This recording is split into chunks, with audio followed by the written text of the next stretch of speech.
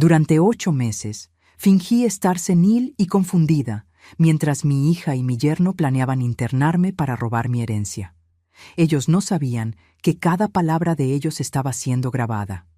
El día de mi cumpleaños número 75, revelé la verdad ante todos, y lo que pasó después los dejó en la más absoluta miseria.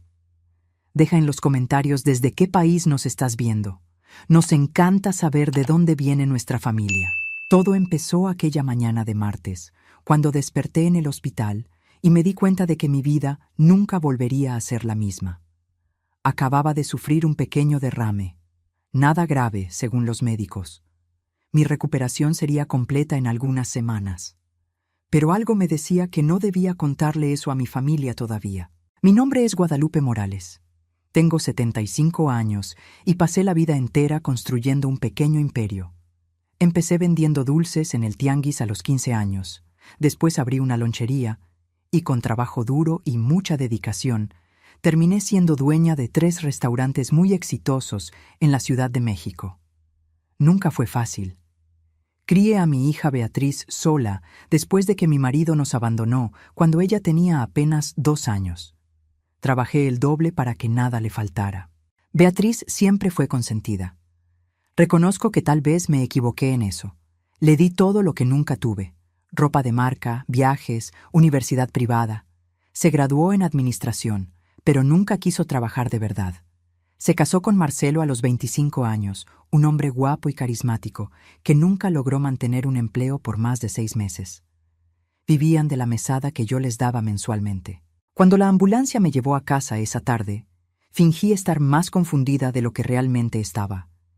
Quería ver cómo reaccionarían. Beatriz estaba en la puerta, pero no vi lágrimas en sus ojos. Vi solo impaciencia. Marcelo estaba a su lado, pegado al celular, sin siquiera mirarme. La enfermera ayudó a acomodarme en la cama. Doña Guadalupe está consciente, pero un poco desorientada, le explicó a Beatriz. Es normal tras un derrame leve. Con los cuidados adecuados se recuperará completamente. Vi a Beatriz intercambiar una mirada rápida con Marcelo. No era una mirada de alivio. Era algo diferente. Algo que me dejó con un nudo en el estómago. ¿Cuánto tiempo para que esté normal de nuevo?, preguntó Beatriz con una frialdad que nunca había notado antes. Difícil decirlo. Pueden ser algunas semanas o algunos meses, depende de cada paciente, respondió la enfermera. En ese momento decidí que iba a fingir estar peor de lo que estaba. Algo dentro de mí, un instinto maternal tal vez, me decía que necesitaba descubrir quién era realmente la persona que había criado. En los primeros días dejé que me trataran como a una anciana senil. Fingía no reconocer objetos simples. Dejaba caer comida de la boca. Miraba a la nada durante horas. Y cada día que pasaba, veía más claramente el verdadero carácter de mi hija y de mi yerno. Una semana después de mi llegada del hospital, escuché una conversación que lo cambió todo. Era de madrugada, y yo debería estar dormida bajo el efecto de las medicinas que Beatriz me obligaba a tomar, pero yo escupía las pastillas en cuanto ella salía del cuarto. Aprendí eso viendo una película vieja. Escuché voces viniendo de la sala. Me levanté despacio de la cama. Mis piernas estaban débiles por falta de ejercicio, pero logré llegar hasta la puerta entreabierta. Lo que oí me heló la sangre. «Marcelo, necesitamos acelerar las cosas», decía Beatriz. «La vieja está completamente fuera de sí. No va a durar mucho tiempo así». «¿Y qué sugieres?», respondió mi yerno con esa voz arrastrada que siempre me irritó. «Podemos pedir que la declaren incapaz. Con un certificado médico, yo asumo el control de todo. Los restaurantes, las cuentas, la casa en Acapulco. Todo pasa a mi nombre». Mi corazón latía tan fuerte que temí que ellos pudieran escucharlo. Mi propia hija estaba planeando robarme. «¿Y si mejora?», preguntó Marcelo. Beatriz se rió. Fue una risa fría que nunca había escuchado antes. «¿Ya viste cómo está?», babeando, mirando las paredes. «Los médicos dijeron que puede ser permanente, y aunque no lo sea, ¿quién le va a creer? Vamos a tener todos los documentos legales. Estará internada en algún lugar donde no pueda causar problemas». Volví a la cama temblando. No de miedo, sino de coraje. Un coraje frío y calculado que no sentía hace mucho tiempo. En ese momento, Guadalupe Morales, la empresaria que construyó todo desde cero, decidió entrar en guerra. Pero necesitaba ayuda. No podría hacerlo sola. Pensé en todas las personas de mi casa. Beatriz había despedido a casi todos los empleados, diciendo que era para ahorrar.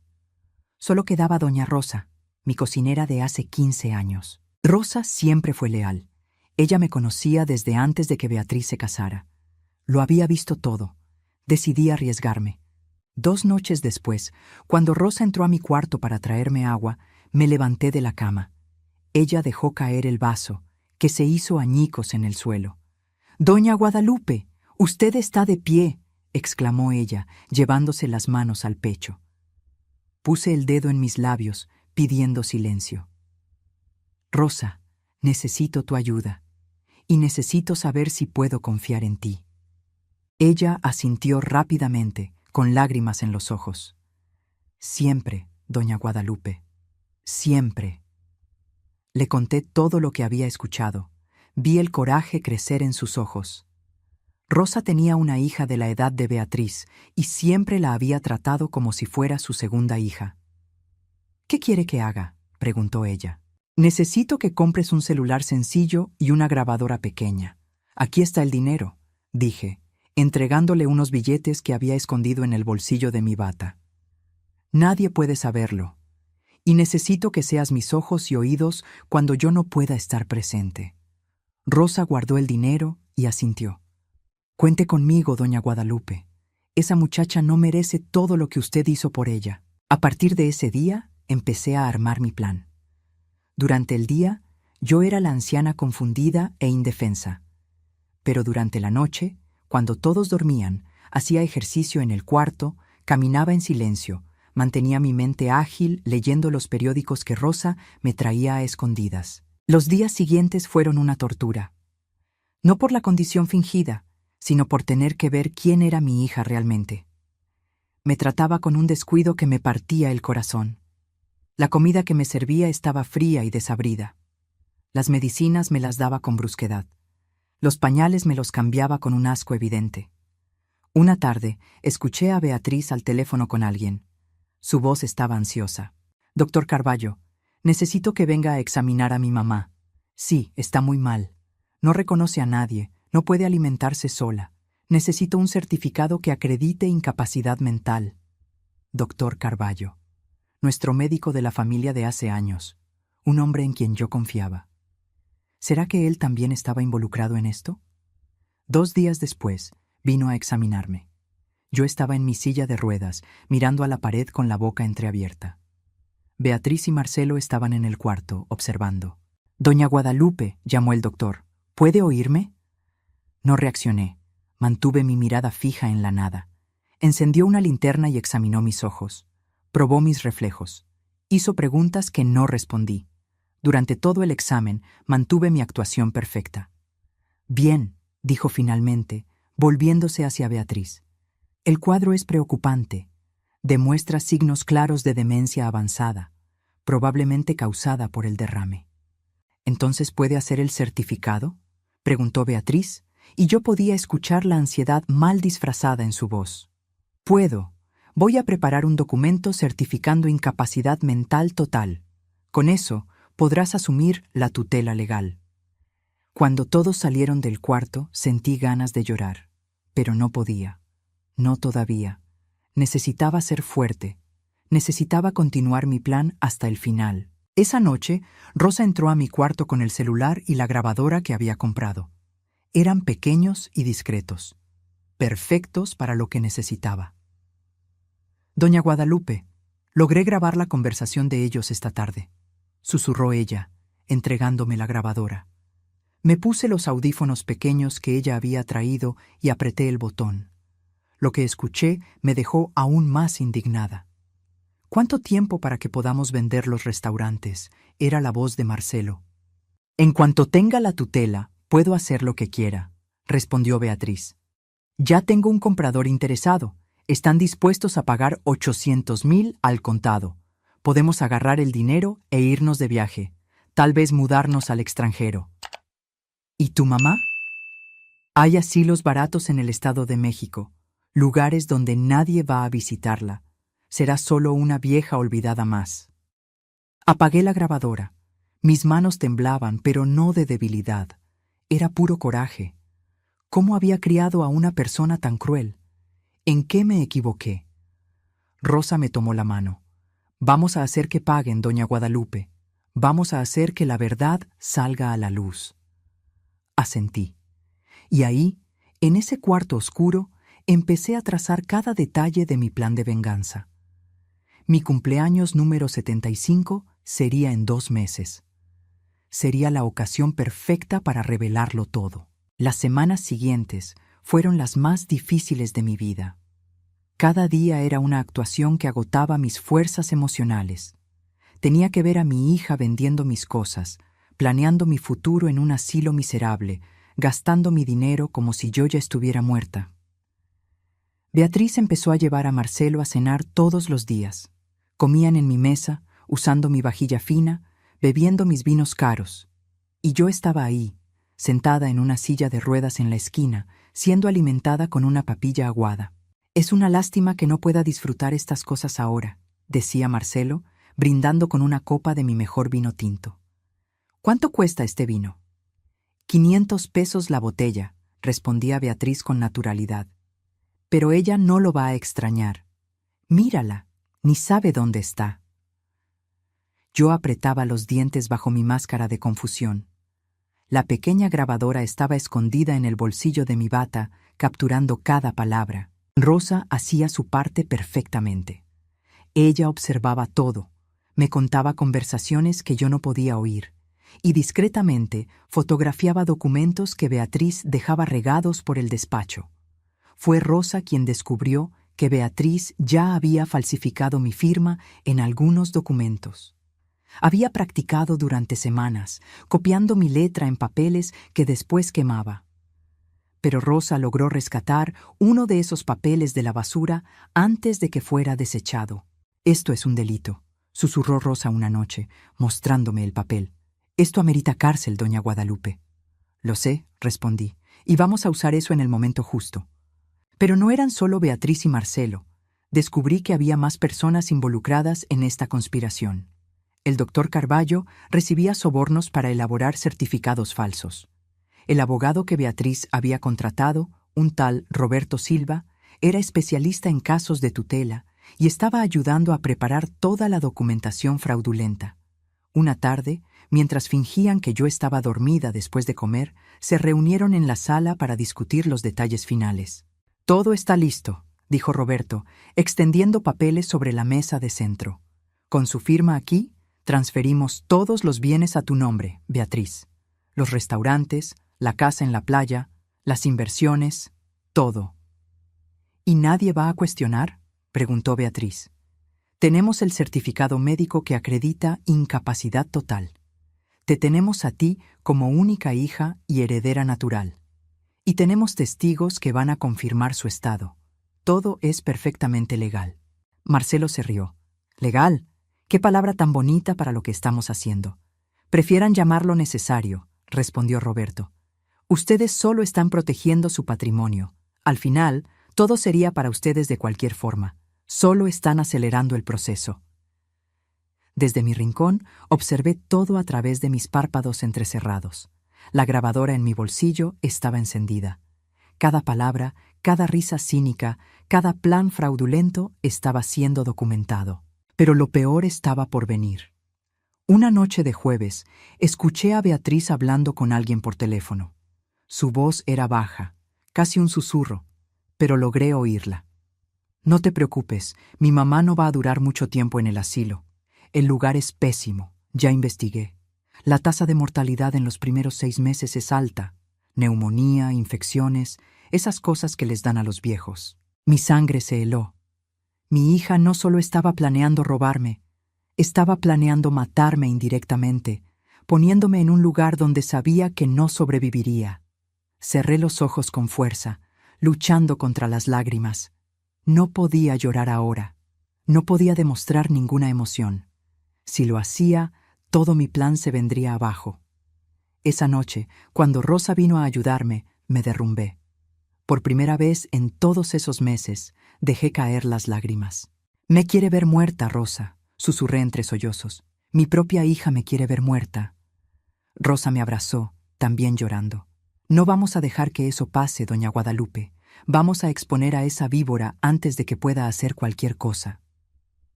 Respiré hondo y me sequé las lágrimas. Rosa tenía razón. No podía rendirme ahora. Tenía que ser fuerte. Empecé a intensificar mi recolección de pruebas.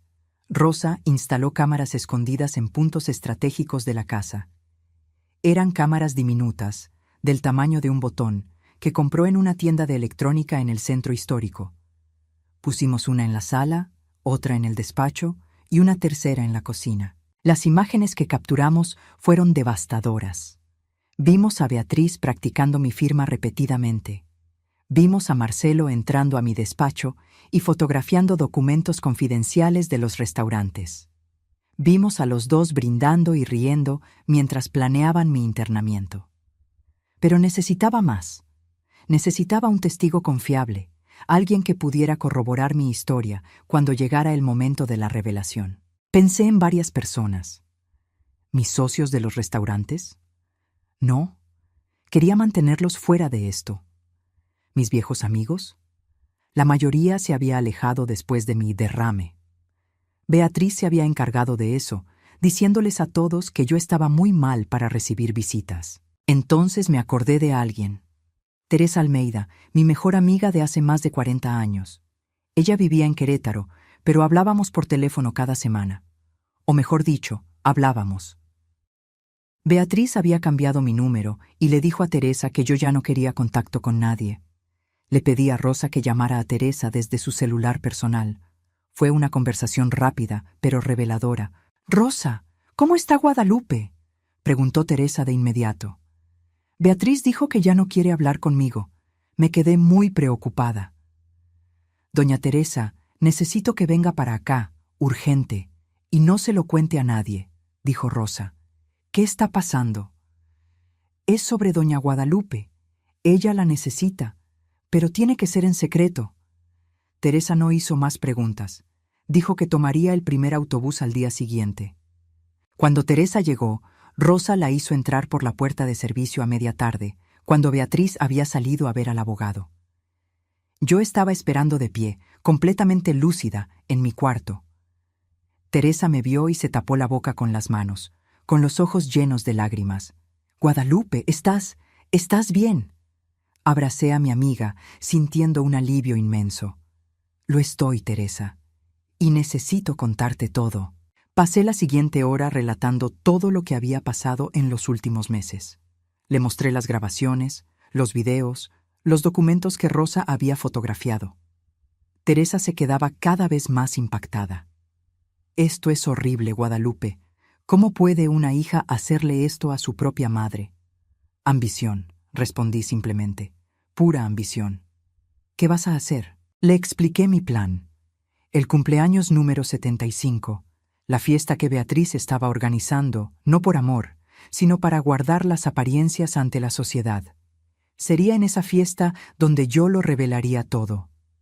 «Voy a necesitar que estés ahí», le dije a Teresa, «como testigo, como prueba de que estoy lúcida y sana». Teresa me tomó las manos. «Cuenta conmigo. Pero Guadalupe, ¿estás segura? Exponer a tu hija así puede ir a la cárcel». «Lo sé», respondí, y mi voz era firme. «Y se lo merece, no solo por lo que me hizo, sino por lo que planeaba hacer. Me iba a matar, Teresa, no directamente, pero me iba a meter en un lugar donde sabía que moriría». Teresa asintió, con las lágrimas rodando por su cara. «Entonces hagámoslo.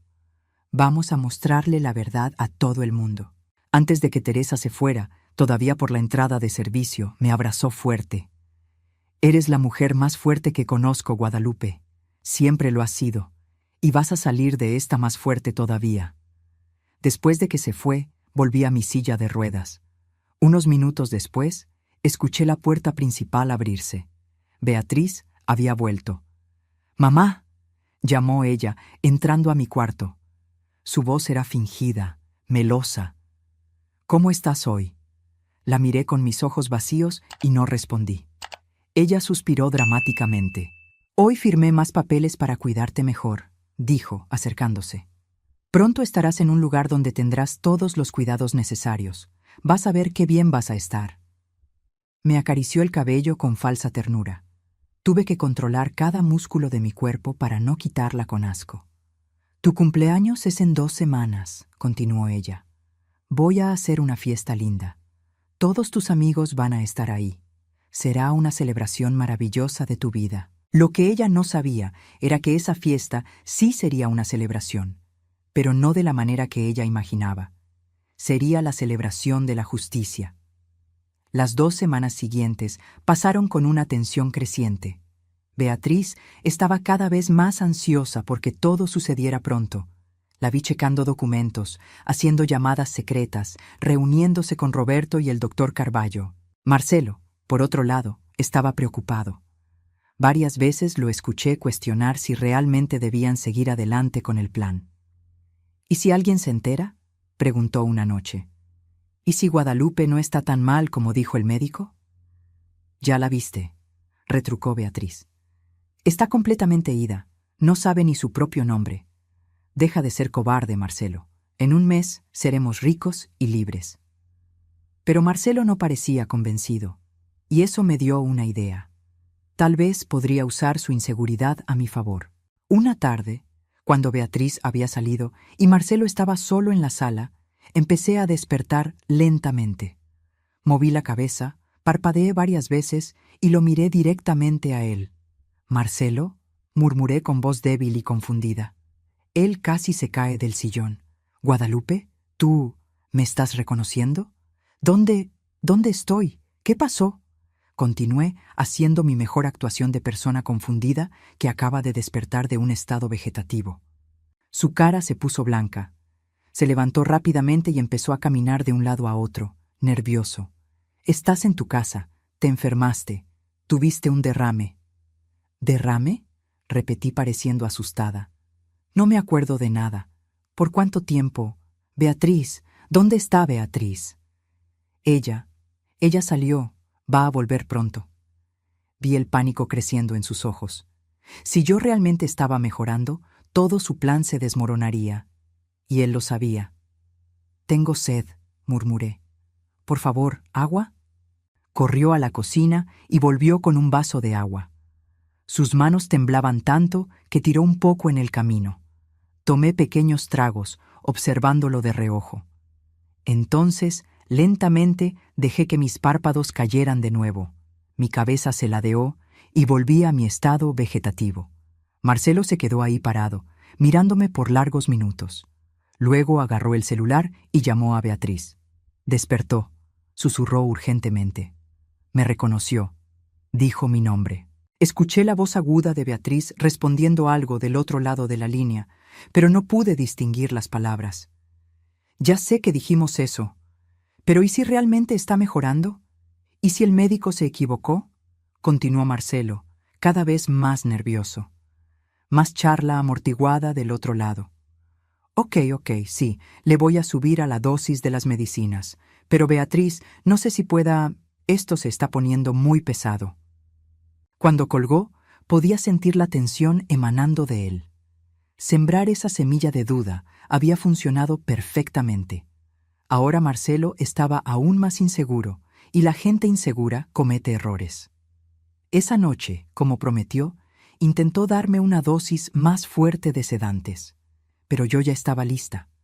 Cuando se volteó para agarrar agua, escupí rápido las pastillas en mi mano y las escondí entre el colchón y la base de la cama. «Listo», dijo él, más para sí mismo que para mí. «Ahora vas a dormir bien profundo, sin más sorpresas». Pero las sorpresas apenas comenzaban, para él. Los preparativos para la fiesta siguieron. Beatriz contrató a una empresa de eventos, encargó un pastel enorme, mandó invitaciones a decenas de personas. Quería que todos vieran qué hija tan dedicada era, cuidando a su madre enferma. Una semana antes de la fiesta, llevó a unas amigas de ella a la casa. Quería presumirles cómo había decorado todo, cómo estaba organizando cada detalle. «Miren qué bonito», decía ella, mostrando las flores que había elegido.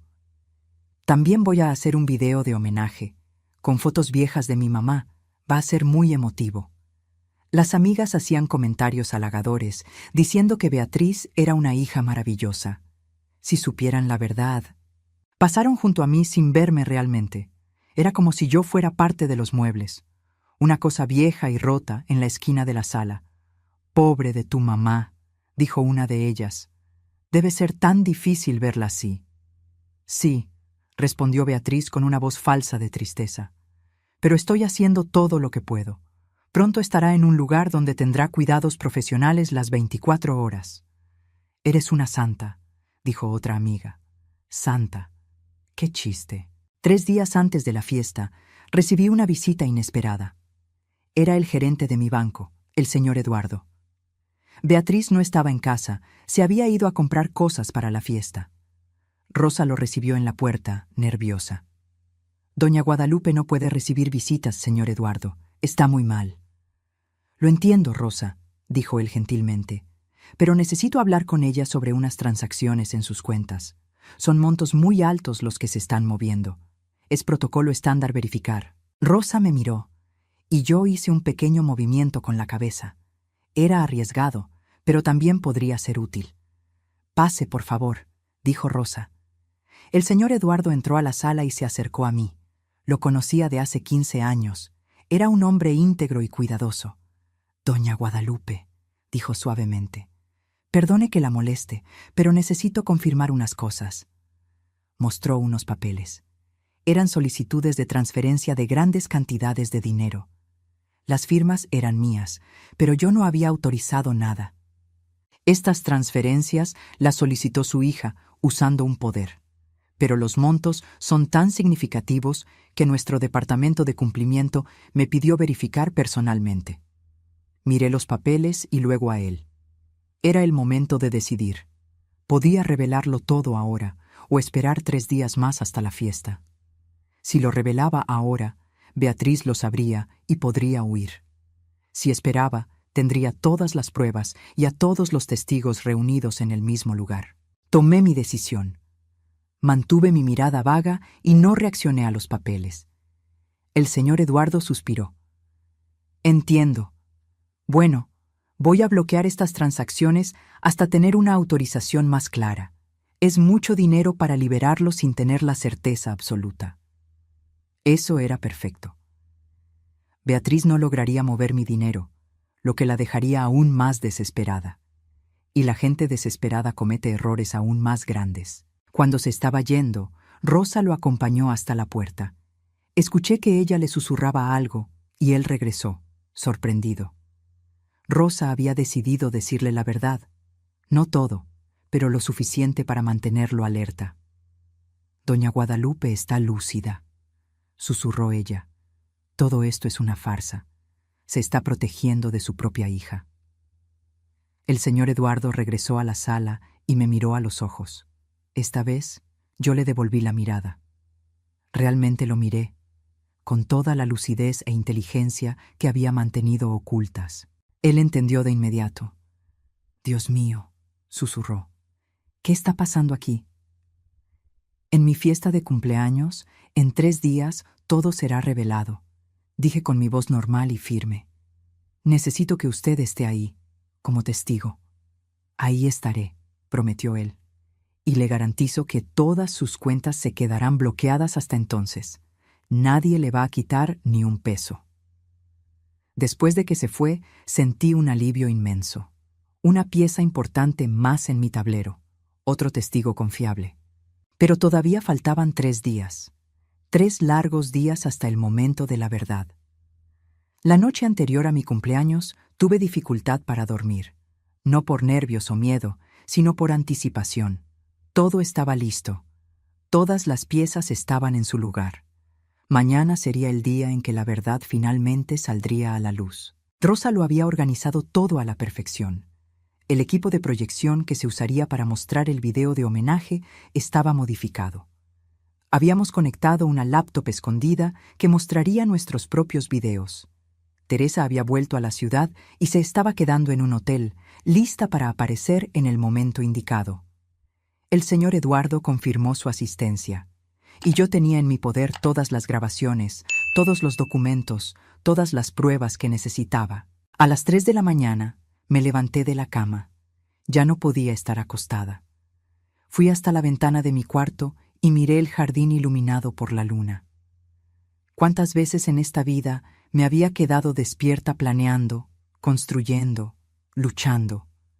Había empezado a los 15 años vendiendo dulces y había llegado a los 75 siendo dueña de 3 restaurantes. Había sobrevivido a un marido que me abandonó. Había criado a una hija sola. Había enfrentado crisis económicas, competidores, dificultades de todo tipo. Y ahora estaba enfrentando la mayor traición de todas, de mi propia hija. Escuché un ruido en el pasillo. Era Beatriz. Ella tampoco podía dormir. Me acerqué a la puerta entreabierta y la escuché hablando por celular. «Todo va a salir bien», le decía a alguien, probablemente a Marcelo. «Mañana en la noche ella estará firmando los documentos finales. El lunes ya estará en el asilo, y en un mes, máximo 2, todo será nuestro, sin complicaciones». Hubo una pausa mientras escuchaba la respuesta. «No, no va a mejorar. El médico le subió a los sedantes. Apenas puede mantener los ojos abiertos ahora. Deja de preocuparte. Mañana vas a ver. Ante todos esos invitados, ella va a estar ahí, babeando y confundida. Nadie va a cuestionar la tutela. Va a ser perfecto». Volví a la cama y finalmente dormí. Un sueño profundo y tranquilo. Estaba en paz con lo que iba a hacer. La mañana de mi cumpleaños, Beatriz entró a mi cuarto más temprano de lo normal. Parecía ansiosa, pero también emocionada. «Buenos días, mamá», dijo con esa voz falsa y dulce. «Hoy es un día especial, tu cumpleaños. Vamos a hacer que quedes hermosa». Había contratado a una peluquera y una maquillista. Llegaron como a las 9 de la mañana y pasaron 1 hora arreglándome. Me lavaron y peinaron el cabello, me maquillaron, me pusieron un vestido elegante que Beatriz había comprado. «Está hermosa», dijo la maquillista cuando terminó. «No parece tener 75 años». «Lástima que ella no lo sabe», murmuró Beatriz, pero luego sonrió falsamente. «Gracias, muchachas. Pueden irse. La fiesta empieza a las 6 de la tarde». Cuando se fueron, Beatriz me llevó hasta el espejo grande del pasillo. Era la primera vez en meses que me veía. Me quedé sorprendida. Sí, estaba más flaca, tenía ojeras, pero mis ojos todavía tenían ese brillo de determinación. La maquillista había hecho un buen trabajo escondiéndolas, pero yo sabía que estaban ahí. «Vamos a bajar», dijo Beatriz empujándome en la silla de ruedas. «La gente de la fiesta va a empezar a llegar para preparar todo». El día pasó en un ajetreo de gente entrando y saliendo, decoradores trayendo flores, la gente del banquete organizando la comida, músicos probando sus instrumentos. Y yo estaba ahí, en mi rincón, observándolo todo. Rosa pasó junto a mí varias veces, haciéndome pequeñas señas para asegurarme de que todo estaba conforme a lo planeado. La laptop estaba conectada, los archivos estaban listos, los testigos estaban avisados. A las 5:30 de la tarde, los primeros invitados empezaron a llegar. Eran como 50 personas.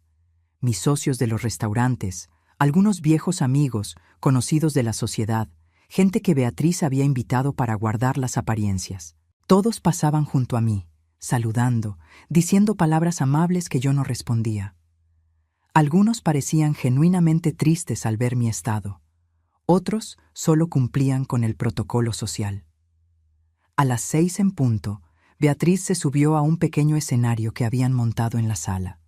Estaba radiante, usando un vestido rojo caro y las joyas que le había robado a la caja fuerte de mi difunta madre. «Buenas noches a todos», empezó ella con una sonrisa amplia. «Gracias por venir a celebrar los 75 años de mi mamá. Sé que ella estaría muy feliz si pudiera expresarlo». Hubo murmullos de simpatía del público. «Como todos saben», continuó Beatriz, «mi mamá sufrió un derrame hace unos meses y lamentablemente no se recuperó como esperábamos. Pero aquí estoy yo, dedicando mi vida a cuidarla, garantizando que tenga todo el confort y el cuidado que se merece. Mentiras.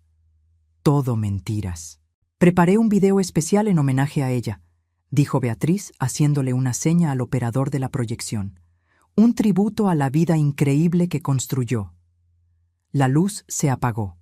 La pantalla grande en la pared se iluminó. Y fue entonces cuando sucedió. En lugar del video sentimental que Beatriz había preparado, apareció una grabación de la sala. Era del día en que Beatriz, Marcelo, Roberto y el doctor Carballo se habían reunido para planearlo todo. El audio se escuchaba fuerte y claro. Todas las 50 personas presentes podían oír perfectamente. Con su firma aquí, transferimos todos los bienes a tu nombre, Beatriz. Los restaurantes, la casa en la playa, las inversiones. Todo, decía la voz de Roberto en la grabación. ¿And nobody is going to question it?, preguntaba Beatriz. Tenemos el certificado médico que acredita incapacidad total. La sala se quedó en silencio absoluto. Todas las miradas se volvieron hacia Beatriz, que estaba pálida como un muerto. ¡Apaguen eso!, gritó ella corriendo hacia el operador. ¡Apáguenlo ahora! Pero el video siguió. Mostró más conversaciones, más planes, más evidencias de la conspiración. Mostró a Beatriz practicando mi firma. Mostró a Marcelo fotografiando documentos confidenciales. Mostró al doctor Carballo aceptando hacer certificados falsos por dinero. Y entonces, cuando el video terminó, las luces se encendieron de nuevo. Y yo me levanté. Lentamente, deliberadamente, me levanté de mi silla de ruedas. Me enderecé por completo, mirando directamente a mi hija. El silencio en la sala era ensordecedor. «Sorpresa», dije, y mi voz resonó clara y fuerte por toda la sala. Beatriz estaba congelada en su lugar, con la cara blanca como un papel. Marcelo había tirado su copa de champaña, que se hizo añicos en el suelo. Roberto intentó moverse discretamente hacia la puerta, pero los invitados bloqueaban su paso, todos demasiado atónitos para moverse. Caminé lentamente hacia el escenario. Cada paso era firme y decidido. 8 meses fingiendo estar inválida habían debilitado un poco mis piernas, pero no iba a demostrar debilidad ahora. No en este momento. «Mamá, ¿tú puedes caminar?» Beatriz finalmente logró tartamudear. «Puedo hacer mucho más que caminar», respondí, subiendo los escalones del escenario. «Puedo hablar, puedo pensar, puedo recordar cada palabra cruel que dijiste, cada plan maligno que tramaron, cada vez que me trataron como basura en mi propia casa». Agarré el micrófono de la base y me volteé hacia los invitados. Todos me miraban como si hubieran visto a un fantasma. «Pido una disculpa por transformar mi cumpleaños en un tribunal», empecé. «Pero a veces la verdad necesita un público. Ya vieron los videos, escucharon las conversaciones, pero quiero que sepan que hay mucho más». Le hice una seña a Rosa, que estaba en la cabina de sonido. Ella apretó otro botón y empezó una nueva grabación. Era solo audio, pero la voz era clara. Era Beatriz al teléfono, hablando sobre el asilo donde planeaba meterme. «No te preocupes, mi mamá no va a durar mucho tiempo en el asilo. El lugar es pésimo, ya investigué. La tasa de mortalidad en los primeros 6 meses es alta. Neumonía, infecciones, esas cosas que les dan a los viejos». Hubo un grito ahogado de horror de varias personas. Vi a algunas mujeres llevarse las manos a la boca, impactadas. Cuando la grabación terminó, miré directamente a Beatriz. «No solo estabas planeando robarme, estabas planeando matarme, a tu propia madre». «No fue eso lo que quise decir», gritó Beatriz, finalmente reaccionando. «Estás sacando todo de contexto. Yo solo estaba preocupada». «¿Preocupada?», repetí, mi voz ganando fuerza. «Estabas preocupada por cuánto tiempo tardaría en morirme para que pudieras quedarte con todo el dinero». Marcelo se volteó para huir, pero 2 hombres grandes le bloquearon el camino.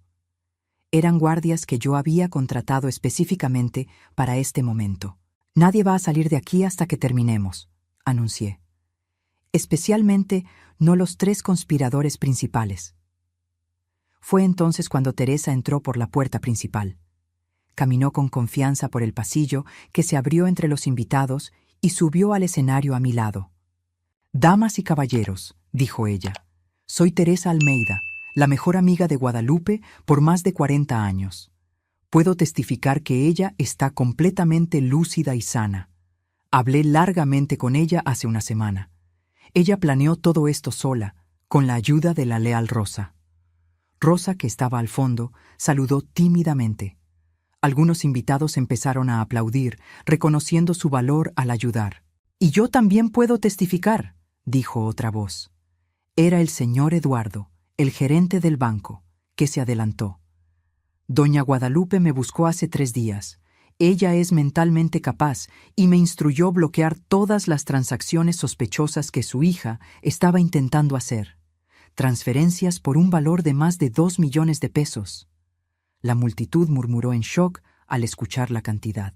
Beatriz finalmente explotó. «Ustedes no entienden. Ella es una manipuladora. Siempre lo ha sido.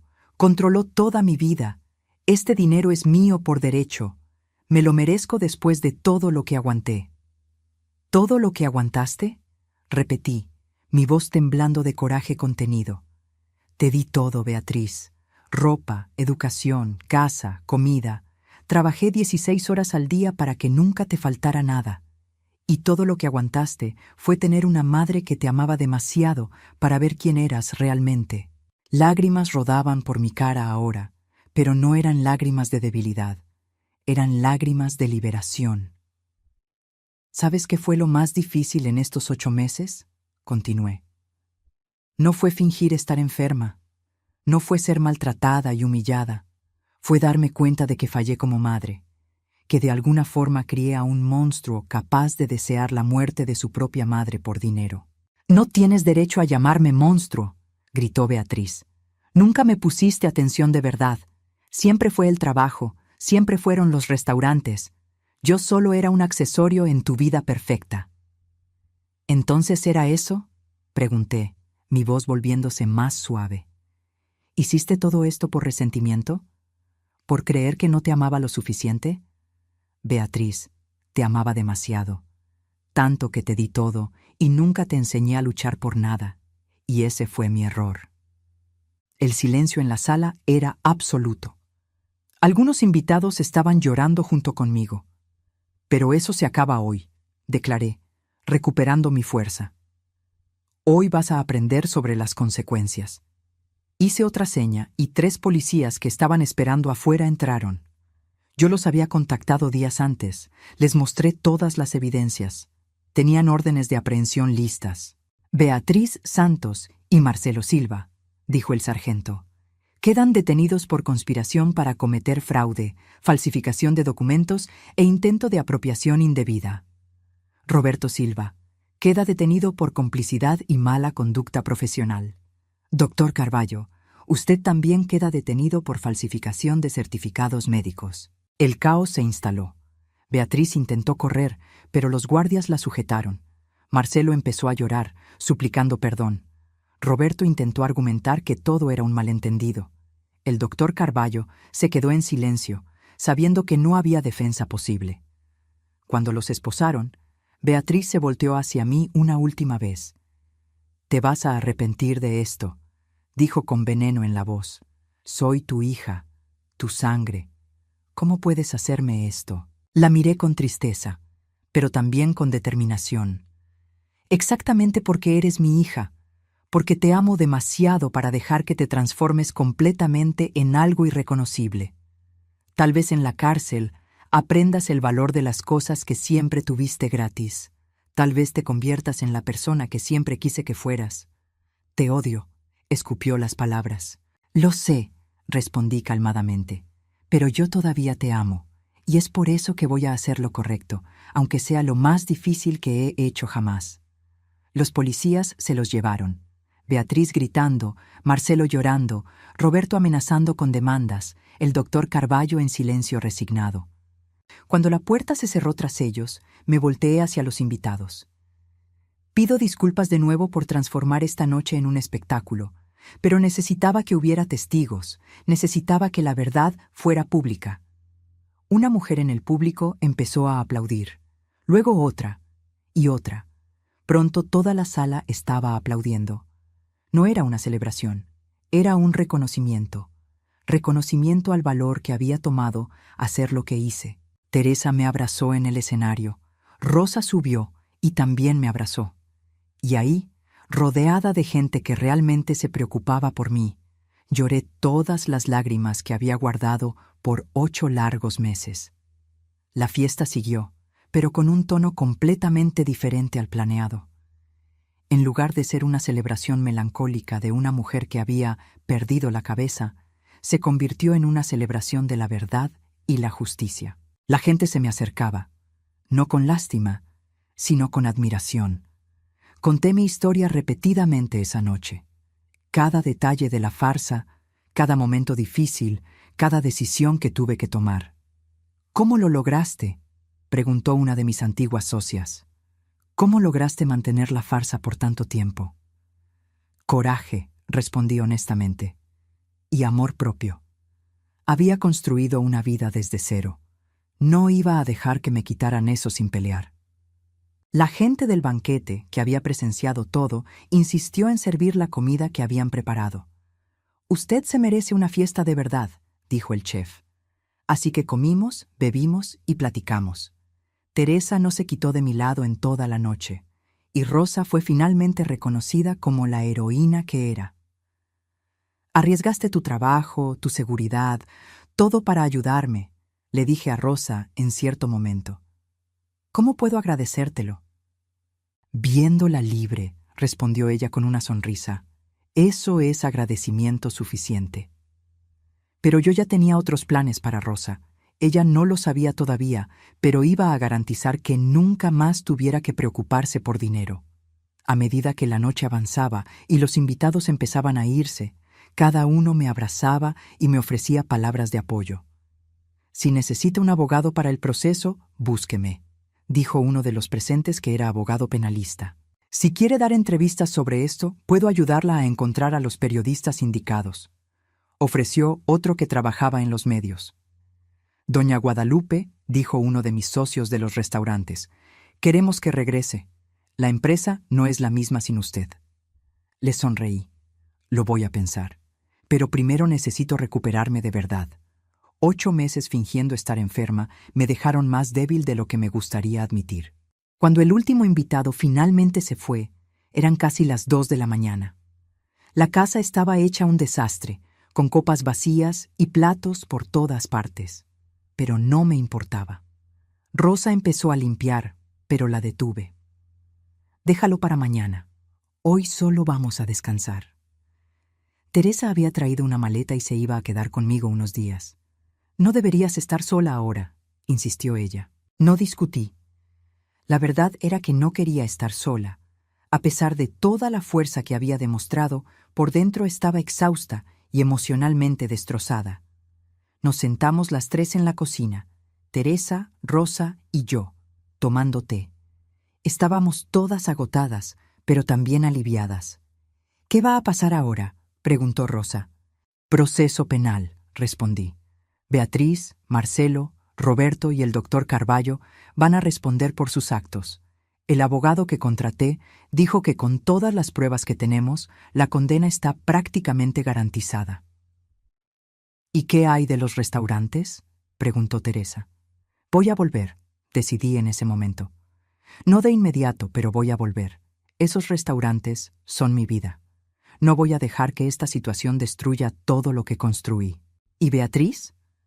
Teresa hizo la pregunta que yo estaba evitando. «¿Qué sientes por ella ahora?». Me quedé en silencio por un largo momento, dándole vueltas a la taza de té entre mis manos. «Dolor», finalmente respondí. «Mucho dolor. Es mi hija, la cargué, la crié, la amé, y descubrir que fue capaz de... esto es como una puñalada en el corazón». Las lágrimas empezaron a rodar de nuevo. Pero también siento coraje y decepción y una tristeza profunda porque sé que nuestra relación nunca volverá a ser la misma. Tal vez nunca vuelva a existir. Hiciste lo correcto, dijo Teresa tomándome la mano. Ella cruzó una línea que no se puede desandar, y tú la hiciste responsable. Eso no te hace una mala madre, te hace una madre fuerte. Asentí, pero el dolor seguía ahí. Sospechaba que siempre estaría ahí, pero el sueño no vino fácil. Seguí pensando en Beatriz, en la niña que había sido. Tan dulce cuando era chiquita, siempre riendo, siempre abrazándome. ¿Cuándo cambió eso? ¿En qué momento se transformó en alguien capaz de tanta maldad? ¿O siempre fue así, y yo simplemente no quise verlo? Esas preguntas me atormentarían por mucho tiempo, lo sabía, pero al menos ahora tenía la verdad. Y la verdad, por más dolorosa que fuera, era mejor que la mentira. Los días siguientes fueron un torbellino de actividad legal. El proceso contra Beatriz, Marcelo, Roberto y el doctor Carballo estaba en marcha. Mi abogado, el licenciado Fernando, un hombre serio y competente que conocía de hace años, se estaba encargando de todo. Tenemos un caso sólido, me aseguró durante una reunión en su despacho. Las evidencias son contundentes. Las grabaciones, los videos, los testigos, es imposible negar lo que hicieron. ¿Cuánto tiempo va a tardar?, pregunté. Unos meses hasta el juicio, pero ya fueron vinculados a proceso. Beatriz y Marcelo están bajo fianza. A Roberto le suspendieron la cédula de abogado. Y el doctor Carballo está enfrentando una investigación del Consejo Médico. Asentí. ¿Y el patrimonio? ¿Los restaurantes? Todo está protegido. Logramos revertir todos los intentos de transferencia que hicieron. Sus bienes están seguros. Pero los bienes no eran mi mayor preocupación. Era mi hija. Licenciado Fernando, pregunté titubeante. ¿Ella ha pedido hablar conmigo? Él miró sus papeles, incómodo. No, doña Guadalupe. De hecho, ella sostiene que es la víctima aquí. Dice que usted la manipuló, que todo es un malentendido. Sacudí la cabeza, no sorprendida, pero aún dolida. No aprendió nada entonces. Hay gente que nunca aprende, dijo él gentilmente. Pero eso no es culpa suya. Salí de su despacho con el corazón pesado. Teresa me había acompañado y notó mi expresión. ¿Todavía la amas? No fue una pregunta. Siempre la voy a amar, admití. Es mi hija, pero amar no significa aceptar comportamientos destructivos. Amar a veces significa poner límites difíciles. Teresa me abrazó ahí mismo en la calle. Eres más fuerte de lo que imaginas, Guadalupe. Mientras el proceso legal seguía, empecé a reconstruir mi vida. Físicamente, necesitaba recuperarme de los 8 meses de inactividad fingida. Contraté a un fisioterapeuta que venía 3 veces por semana. Era doloroso, pero necesario. Mentalmente, estaba yendo a terapia. El doctor Álvaro, un psicólogo especialista en traumas familiares, me estaba ayudando a procesar todo. Pasaste por un trauma complejo, explicó él. Fuiste traicionada por las personas en las que más deberías confiar. Eso deja cicatrices profundas. ¿Cómo lidio con eso?, pregunté. Primero, reconociendo que no fue tu culpa. Fuiste una víctima. Segundo, permitiéndote sentir todas las emociones. Coraje, tristeza, traición. Y tercero, reconstruyendo tu vida de forma que te traiga alegría de nuevo. La parte de la reconstrucción estaba empezando en los restaurantes. Volví a trabajar, inicialmente solo unas horas al día. Mis empleados me recibieron con júbilo. «Doña Guadalupe, qué bueno tenerla de vuelta», decían. Descubrí que durante mi enfermedad, los gerentes que yo había capacitado mantuvieron todo funcionando a la perfección. Eso me llenó de orgullo. Había construido no solo negocios, sino un legado de gente competente. Pero también hice cambios importantes. Les di aumentos a los empleados más leales, implementé nuevas prestaciones y creé un programa de participación de utilidades. Si algo aprendí de esta situación, dije en una junta con todo el equipo, es que la familia no es solo la sangre. La familia es la gente que se queda a tu lado en los momentos difíciles, y ustedes son mi verdadera familia. Hubo aplausos y vi lágrimas en muchas caras. En cuanto a Rosa, cumplí mi promesa. No solo le di un aumento sustancial, sino que también la puse como beneficiaria de un fondo de pensión vitalicio. Ella lloró cuando se lo conté. «Doña Guadalupe, esto es demasiado», protestó ella. «Es lo mínimo», respondí. «Arriesgaste todo para ayudarme. Mereces seguridad por el resto de tu vida». También le di la opción de seguir trabajando o jubilarse. Ella eligió quedarse. «Esta casa es mi casa también», dijo. «No la voy a abandonar ahora». Teresa se quedó conmigo 2 semanas antes de tener que regresar a su ciudad. La noche antes de irse, tuvimos una larga plática. «Vas a estar bien», me dijo. «Lo sé». «¿Cómo puedes estar tan segura?», pregunté. «Porque te conozco de hace 40 años. Eres la persona más resiliente que he conocido. Construiste un imperio de la nada, superaste un matrimonio fallido, criaste a una hija sola, y ahora superaste la mayor traición posible. Si hay alguien que puede sobrevivir a esto, eres tú». Abracé a mi amiga, agradecida por su presencia y apoyo. «Gracias por estar aquí, por creer en mí». «Siempre», respondió ella, «siempre voy a creer en ti». 3 meses después de mi revelación en la fiesta, vino el juicio. Los medios estaban ahí. Era un caso que había llamado la atención. «Hija intenta robar a madre fingiendo que tenía demencia». Era el titular que aparecía en todos lados. Tuve que testificar. Fue difícil, pero necesario. Me senté en el banquillo de los testigos y conté mi historia una vez más. Cada detalle, cada emoción, cada momento de dolor. Miré a Beatriz mientras hablaba. Ella evitaba mi mirada, mirando hacia abajo o a su abogado. Había adelgazado, estaba pálida. Por primera vez en meses sentí un destello de compasión por ella. Pero luego recordé las grabaciones, los planes, la frialdad con la que planeaba mi muerte. Y la compasión se evaporó. El fiscal mostró todas las evidencias: los videos, las grabaciones de audio, los documentos falsificados. Era imposible negarlo. La defensa intentó argumentar que Beatriz estaba bajo la influencia de Marcelo, que ella también era una víctima. Pero los videos mostraban claramente que ella era la mente detrás de todo. El jurado deliberó solo 3 horas. El veredicto: culpable de todos los cargos. Beatriz fue sentenciada a 5 años de prisión, Marcelo a 4, Roberto a 3. Y al doctor Carballo le revocaron permanentemente su cédula médica, además de 2 años de cárcel. Cuando anunciaron la sentencia, escuché un sollozo. Era Beatriz, finalmente llorando.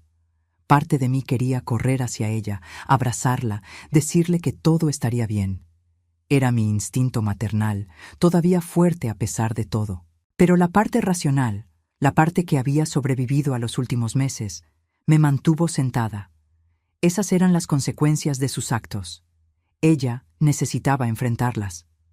6 meses después del juicio, mi vida había encontrado una nueva normalidad. Los restaurantes estaban prosperando. Mi salud, tanto física como mental, estaba mejor. Y había encontrado una paz que no sentía hace años. Rosa seguía conmigo, más como compañera que como empleada. Contraté a otra persona para hacer las labores domésticas pesadas, y Rosa y yo pasábamos las tardes tomando té y platicando. Teresa me visitaba regularmente y me había reconectado con viejos amigos que Beatriz había alejado durante mi enfermedad. Un día recibí una carta desde la cárcel. Era de Beatriz. Mi primera reacción fue tirarla sin leerla, pero algo me detuvo. Con las manos temblando, abrí el sobre. «Mamá», empezaba la carta, «sé que no tengo derecho a pedir tu perdón. Sé que lo que hice es imperdonable, pero necesito intentar explicar, no para justificarme, sino para que entiendas». La carta seguía por varias páginas. Beatriz hablaba de sus resentimientos de la infancia, de sentirse descuidada porque yo trabajaba tanto, de la presión de vivir bajo la sombra de mi éxito. Hablaba de cómo conoció a Marcelo y cómo él influyó en ella, aunque admitía que las decisiones finales fueron de ella. «La cárcel me ha dado tiempo para reflexionar», escribía ella, «para realmente mirar en quién me convertí y quedarme horrorizada. Tú me diste todo, y yo lo tiré todo a la basura. Más que eso, intenté destruirte. A mi propia madre. No espero perdón, no espero que quieras verme o hablar conmigo otra vez, pero necesitaba que supieras que me estoy arrepintiendo, verdaderamente arrepintiendo. Y si pudiera regresar el tiempo, dejé de leer, con lágrimas rodando por mi cara. Parte de mí quería creerle, quería verlo como una señal de cambio genuino, pero otra parte era escéptica, recordando todas las veces que me había mentido antes. Le mostré la carta al doctor Álvaro en nuestra siguiente sesión. «¿Qué piensas?», preguntó él. «¿Es genuina?». «No lo sé», admití. «Quiero creer que sí, pero tengo miedo de que me engañen otra vez». «¿Qué quieres hacer?», preguntó él. Lo pensé por un largo momento. Quiero responder, pero poniendo límites claros. Ella necesita saber que el perdón, si es que sucede, va a ser un proceso largo, y que reconstruir la confianza va a tomar años, si es que es posible. Así que escribí mi respuesta. Fue honesta y directa. «Beatriz, recibí tu carta. Parte de mí quiere creer en tu arrepentimiento, pero la confianza que destruiste no se reconstruye con palabras, se reconstruye con actos a lo largo del tiempo. Cuando salgas de la cárcel, si todavía quieres una relación conmigo, tendremos que empezar de cero, como dos extrañas aprendiendo a conocerse. Porque la hija que crié y la mujer en la que te convertiste son dos personas diferentes, y necesito saber cuál de ellas eres realmente». Mandé la carta y esperé. No sabía si recibiría respuesta, y honestamente no sabía si la quería. Pero algo cambió en mí después de escribir esa carta. Sentí una ligereza que no sentía antes, como si hubiera cerrado un capítulo doloroso y estuviera lista para el siguiente. Empecé a hacer cosas que nunca había hecho. Viajé a lugares que siempre quise conocer. Aprendí a pintar, algo que siempre me interesó pero nunca tuve tiempo. Hice nuevos amigos en una clase de yoga. «Estás radiante», comentó Teresa durante una de sus visitas. «Tienes algo diferente». «Estoy viviendo», respondí simplemente. «Por primera vez en mucho tiempo estoy viviendo de verdad, no solo sobreviviendo o trabajando». También empecé un proyecto nuevo, una fundación para ayudar a adultos mayores víctimas de abuso familiar. Usé mi historia para concientizar sobre este problema que es más común de lo que la gente se imagina. «Muchos ancianos sufren en silencio», decía yo en las entrevistas. «Tienen miedo de denunciar a sus propios hijos, sienten vergüenza, pero el maltrato al adulto mayor es un delito y necesitamos hablar de eso». La fundación creció rápido. Ofrecíamos asistencia legal, apoyo psicológico y albergues temporales para ancianos en situación de riesgo. Ver que mi experiencia dolorosa podía ayudar a otros fue profundamente gratificante. Rosa se convirtió en la directora administrativa de la fundación. ¿Quién mejor para dirigir esto que alguien que lo presenció todo?, dije cuando le ofrecí el puesto. Un año después de la revelación en mi fiesta, hice otra celebración. Esta vez fue genuina. Rodeada de gente que realmente me amaba, celebré no mi cumpleaños, sino mi liberación. «Un brindis», dijo Teresa, levantando su copa. «Por Guadalupe, la mujer más fuerte que conocemos, que superó la mayor traición y salió más fuerte del otro lado». Todos brindaron y sentí una gratitud profunda, no por lo que pasé, sino por lo que aprendí, sobre la fuerza, sobre la resiliencia, sobre la importancia de elegir la verdad, aunque duela. 2 semanas después de esa celebración, recibí otra carta de Beatriz. Esta vez era más corta. «Mamá, gracias por responder. Tienes razón. Las palabras no son suficientes. Estoy yendo a terapia aquí en el penal, participando en grupos de apoyo, tratando de entender cómo me volví esta persona. Cuando salga, quiero ser alguien de quien puedas estar orgullosa, o al menos alguien que no te avergüence. ¿Puedo escribirte otra vez?». Esta vez respondí más rápido. «Puedes escribir, pero entiende que leer tus cartas no significa que te haya perdonado. Significa solo que estoy dispuesta a mantener una línea de comunicación abierta. El resto depende de ti». Y así empezó una correspondencia cautelosa entre nosotras. No era una reconciliación, tal vez nunca lo sea, pero era un comienzo. A medida que las estaciones cambiaban y la vida seguía, me di cuenta de algo importante. Había sido traicionada de la peor forma posible, pero no había sido destruida. De hecho, era más fuerte ahora que antes. Había descubierto quiénes eran mis verdaderos amigos. Había encontrado un propósito ayudando a otros. Había aprendido a vivir para mí, no solo para el trabajo o para mi familia. Y lo más importante, había aprendido que perdonar no significa olvidar o aceptar. Significa liberar el coraje que me estaba envenenando. Significa elegir seguir adelante, aunque cargue con las cicatrices. Una noche, sentada en la terraza de mi casa, mirando las estrellas, Rosa se vino a sentar a mi lado. «¿En qué piensa doña Guadalupe?», preguntó ella. «En lo extraña que es la vida», respondí. «Los peores momentos a veces nos llevan a los mejores lugares. Si nada de esto hubiera pasado, yo seguiría viviendo una mentira, creyendo que tenía una familia cuando en realidad solo tenía a gente dependiente de mi dinero». «¿Y ahora?», preguntó ella. «Ahora tengo una familia de verdad», respondí sonriéndole. «No de sangre, sino de elección, y eso es todavía más valioso». Rosa me tomó la mano y nos quedamos ahí, en un silencio cómodo, observando la noche. Mi historia no tuvo un final de cuento de hadas. Mi hija estaba en la cárcel. Nuestra relación, si es que todavía quedaba una, estaba irreparablemente dañada. Cargaba con cicatrices emocionales que probablemente nunca desaparecerían del todo. Pero estaba viva, estaba libre y estaba en paz. Y al final, eso era lo único que importaba. Querida audiencia, si esta historia tocó su corazón, por favor, dejen su like, comenten qué les pareció y suscríbanse al canal. Historias como esta necesitan ser contadas para que más gente entienda que el abuso a los ancianos es real y que siempre hay esperanza, siempre hay fuerza para reaccionar. Consideren hacerse miembros de nuestro canal para ayudarnos a seguir trayendo historias reales e importantes como esta. Juntos somos más fuertes. Juntos hacemos la diferencia. Gracias por ser parte de esta familia. Hasta la próxima historia.